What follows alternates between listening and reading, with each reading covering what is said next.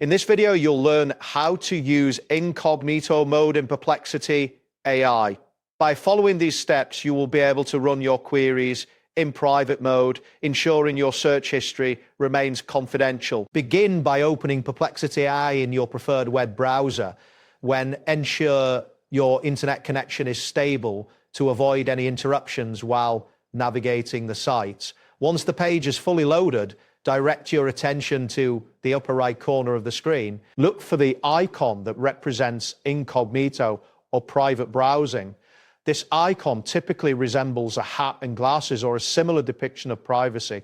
Clicking on this icon will activate incognito mode, allowing you to run your queries privately. After clicking the incognito icon, you will notice a change in the interface, indicating that private mode is now active.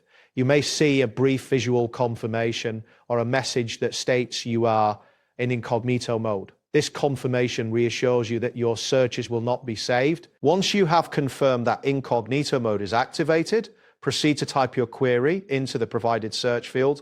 After entering your query, press the Enter key or click the search button.